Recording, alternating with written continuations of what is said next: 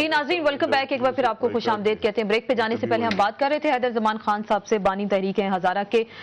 حیدر زمان خان صاحب، آپ سے میں جاننا چاہوں گی، آپ نے کہا 17 اپریل کی ڈیڈ لائن دی اور اس کے بعد آپ نے کہا پھر احتجاج کا سلسلہ شروع ہوگا۔ آج تو سینٹ سے بھی خیبر پختونخوا کا نام پاس ہو گیا، نئے صوبے کے حوالے سے ترامیم بھی ریجیکٹ ہو گئی، تو پھر آئندہ آپ لوگوں کا لائے عمل کیا ہوگا؟ کیا یہی احتجاج توڑ پھوڑ گھیراؤ کا سلسلہ جاری رہے گا؟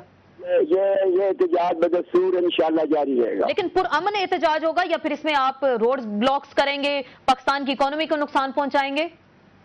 تو ANP کی حکومت نے آرڈر دیا ہے پولیس کو اور ایڈمنسٹریشن کو کہ ان کو گولیاں مارو، اور یہ آپ کو اندازہ نہیں ہے کہ پاکستان دنیا میں ایسا کبھی نہیں ہوا ہے کہ ایک جائز حق کے لیے عوام اگر سڑک پر آتے ہیں اور ان کو گولیاں ماری جائیں۔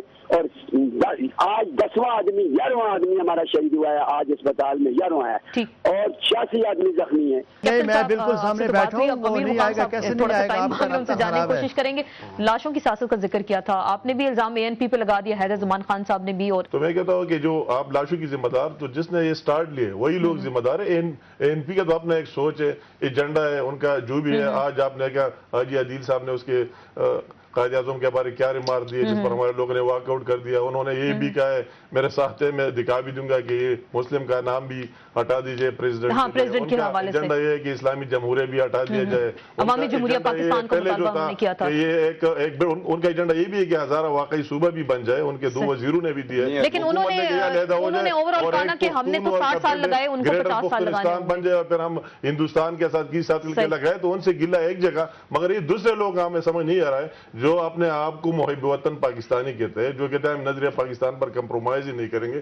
زیادہ گلہ اگر آپ ذمہ داری کرتے تو ان لوگوں کا تو اپنا کام تھا، انہوں نے کر دیا، مگر یہ دوسروں نے کیوں سپورٹ کیا؟ تو سب سے پہلے تو وہی لوگ ذمہ دار ہیں جنہوں نے بھی سپورٹ کیا ہے اس کاز کو، اور یہ آگ بڑکا دی ہے اور یہ نان ایشو کو ایشو بنا دیا ہے، اور پھر بعد میں جس نے گولیاں برسائی ہے، دونوں برابر کے ذمہ دار ہیں۔ ہم کہتے ہیں کہ بالکل اس کی انکوائری ہونی چاہیے۔ ہم نے چیف جسٹس صاحب سے بھی بار بار مطالبہ کیا ہے کہ اس کی سوموٹو ایکشن لے لے اور وہی سے شروع کرے جہاں سے یہ برائی سٹارٹ ہوئی ہے۔ جتنا ظلم وہی ہوا ہے، تاریخ میں مثال ہی نہیں ملتا۔ ہمارے پولیس نے ایک صوبے کے نام پہ 14 دنوں میں 12 لاشیں وہاں پہ گری ہیں۔ پولیس نے، سلیم صاحب بیٹھے اس کو پتہ ہے، فرنٹیئر کی پولیس نے آج تک ایک دہشت گرد کو نہیں مارا ہے، وہ ویسے بھاگ جاتے ہیں، اور پھر اس لیے آرمی وہی آئی کہ وہ ڈیلیور نہ کر سکے، اس لیے فوج آئی، اور اس کے بعد اپنے لوگوں سے اسی طرح کام کرنا، ان پر اس طرح پریکٹس کرنا جس طرح۔ صافی صاحب، آپ کو کیا لگا کہ طاقت کے ذریعے اس تحریک کو دبانے کی کوشش کی گئی اور جس کے نتیجے میں ہم نے دیکھا کہ بے تحاشا لوگ سڑکوں پہ نکل آئے؟ اگر ہزارہ کے لوگوں کی اکثریت یہ چاہتی ہے کہ ان کا الگ صوبہ بنے،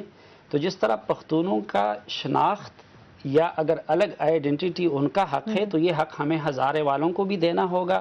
پھر اگر ہزارہ کے اندر کچھ پختون پاکٹس ہیں وہ اپنے لیے الگ چاہتے ہیں تو پھر ان کو DI خان سے بھی مطالبہ آئے گا، ساؤتھ پنجاب کا آئے گا، سرائکی کا، پوٹھوہار کا۔ ہزارہ کے الیکٹڈ ریپرزنٹیٹیو ہیں، قومی اسمبلی میں بھی ہیں، صوبائی اسمبلی میں بھی ہیں، وہ اگر اس چیز پہ متفق ہو جائے تو اس پہ سوچا جا سکتے، اس کے لیے پرامن طریقے سے۔ جہاں تک دیکھیں گولیاں برسانے کی مصیبت یہ ہے کہ ہماری جو بیشتر لیڈرشپ ہے، وہ نون کی ہو، وہ قاف کی ہو، وہ ANP ہو، میکسیمم نہ خود ان علاقوں میں رہتے ہیں نہ ان کے بچے یہاں پہ۔ میں کہتا ہوں کہ جس طرح ہزارہ کی سڑکوں میں وہ غریب لوگوں کے بچے، اس روز گور ایوب صاحب جو ہے میرے ساتھ بیٹھے ہوئے تھے، اور دلوں کا حال اللہ جانتا ہے، لیکن جس وقت لاشوں کی وہاں سے خبر آئی تو ان کے چہرے پہ میں نے کوئی افسردگی نہیں دیکھی، کیونکہ دوسروں کے بچے تھے۔ ANP کی حکومت نے یہ غلطی کی کہ پہلے تو یہ کہ ان کو کرنے دیتے قائد اعظم کے دونوں وارثوں کو، کہ یہ وہ کیا کرتے ہیں، مسلم لیگ جو دونوں وارثوں کا تعلق ہے۔ دوسری بات یہ ہے کہ انہوں نے پھر اس کو غلط ہینڈل کیا، بے گناہ لوگوں پہ گولیاں چلائی،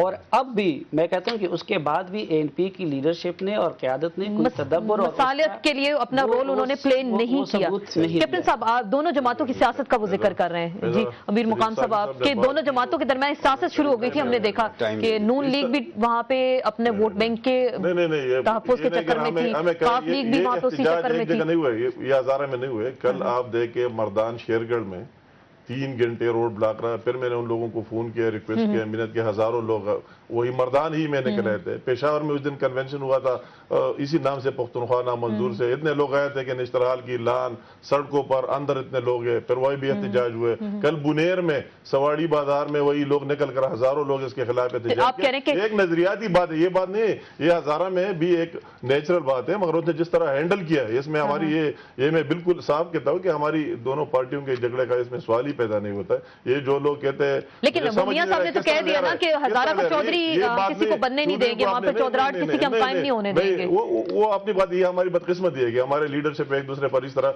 अगर मुझे कहे मैं भी पुख्तून हूँ, मैं क्यों सपोर्ट कर रहा हूँ, मुझे क्या फायदा है उसे कि मेरा नून के साथ झगड़ा है, वही जो कल बुनेर में लोग निकले उनके नून के साथ झगड़ा है, वही जो पेशावर में लोग निकले उनके, वो एक नजरियाती टसल है जिस टाइम से ये आ रहा है आज तक भी है।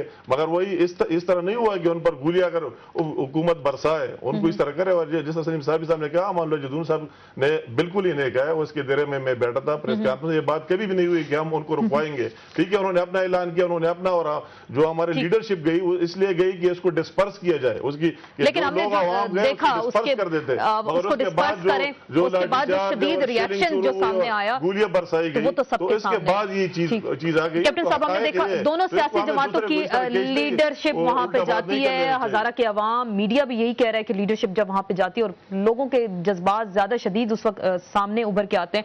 क्या दोनों जमातों के वोट बैंक का चक्कर था? आप अपना वोट बचाने के चक्कर में थे, वो अपना वोट बचाने के चक्कर में थे, और पिस बीच में आवाम रहे थे। सियासत की बात नहीं हो रही थी। अगर हमने वोट बचाना होता, हमारे जो अल्हम्दुलिल्लाह मुस्लिम लीग नून हजारा है, वो ये जानती है कि जिस शख्स के हाथ पे हमने हाथ रखा हुआ है, उसने 28 मई को पाकिस्तान की सलामती के लिए बहुत बड़ा फैसला किया हुआ है, उसने एटमी धमाके किए, पूरी दुनिया साथ साथ जला वतन रहा।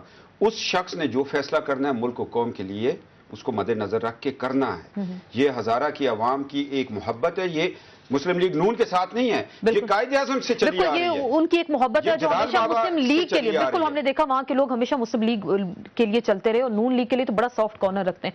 फिर नून लीग क्या करेगी? उनके सूबे का जो मुतालबा है, उन्होंने कहा वो पीछे नहीं हटेंगे। नून लीग क्या करेगी? हम खून भी देंगे। सूबा देंगे आप उनको? मैं कहता हूँ खून मांगे खून देंगे, सूबा तो देना, सूबे की कमिटमेंट तो उनको, सूबे से भी बड़ी चीज मांगे वो भी देंगे। चले, आप कहा कि खून मांगे हजारा के लोग, तो कैप्टन साहब का कहना है कि हजारा के लोग अगर खून मांगे तो खून देने के लिए तैयार है और सूबा भी देने के लिए तैयार है। एक नई डिबेट इस वक्त पाकिस्तान में शुरू हो गई कि छोटे सूबे बनाए जाएं, सराइकी सूबा हो, जो साउथ पंजाब के हवाले से भी बात की जा रही है, वहां पे भी सूबा बनना चाहिए, हजारा का सूबा। और इन तमाम तहरीकों का मुस्तकबिल क्या होगा, इसी पॉइंट पे मजीद बात करेंगे, लेकिन एक ब्रेक के बाद।